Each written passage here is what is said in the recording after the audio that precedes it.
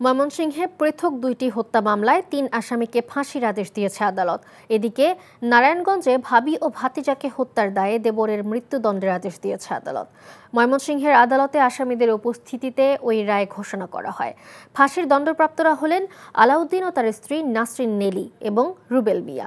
তাদের মধ্যে বরখাস্ত হওয়া পুলিশ সদস্য আলাউদ্দিন ও তার স্ত্রী নাসরিন নেলি ময়মনসিংহ নগরীর কাচিঝুলি এলাকায় পরকীয়ার জেরে পুলিশ সদস্য সাইফুল ইসলাম হত্যা মামলার আসামি।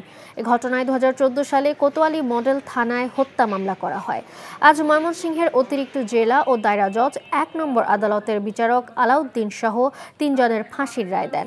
অপর ঘটনায় ফাঁসির দণ্ডপ্রাপ্ত আসামি রুবেল মিয়া এবং দণ্ডপ্রাপ্ত দিন ইসলাম ২০২২ সালে তারাকান্দা থানায় দায়ের করা একটি হত্যা মামলার আসামি। অন্যদিকে নারায়ণগঞ্জের ২৫০০ টাকা ধার চাওয়াকে কেন্দ্র করে ভাবি ও ভাতিজাকে হত্যার দায়ে দেবর সাদিকুরকে মৃত্যুদণ্ডের আদেশ দিয়েছে আদালত। দুপুরে জেলা ও দায়রা জজ আদালতের বিচারক এ রায় দেন।